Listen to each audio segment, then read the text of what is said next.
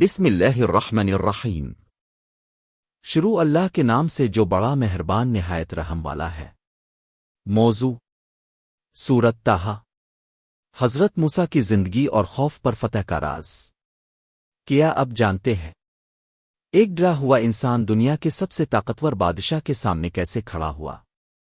سورت طٰہٰ صرف حضرت موسیٰ کی کہانی نہیں بلکہ خوف پر فتح کا مکمل سبق ہے۔ یہ سورت سکھاتی ہے کہ اللہ کمزور انسان کو بھی مضبوط بنا دیتا ہے۔ مکمل گہری وضاحت۔ حضرت موسیٰ اس سورت کا مرکزی کردار ہے، جن کی زندگی مسلسل آزمائشوں، خوف اور معجزات سے بھری ہوئی تھی۔ ایک بچپن سے خطرہ۔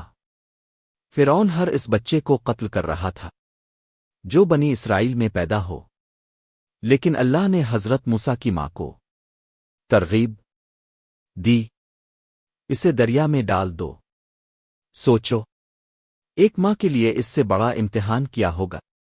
دو دشمن کے محل میں پرورش۔ حضرت موسیٰ وہی پل کر بڑے ہوئے جس نے انہیں مارنے کا حکم دیا تھا۔ اللہ جب حفاظت کرے تو دشمن بھی نقصان نہیں پہنچا سکتا۔ تین غلطی اور خوف۔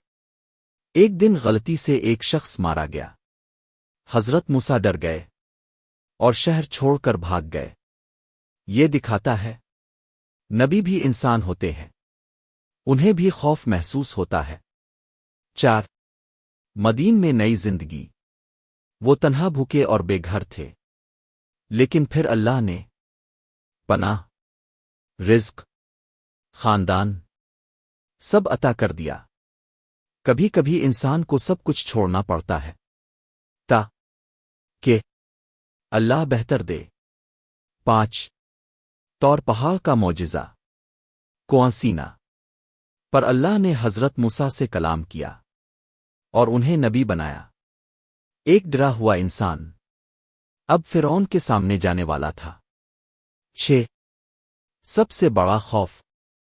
حضرت موسیٰ نے کہا، مجھے ڈر لگتا ہے، لیکن اللہ نے فرمایا، ڈرو مت، میں تمہارے ساتھ ہوں۔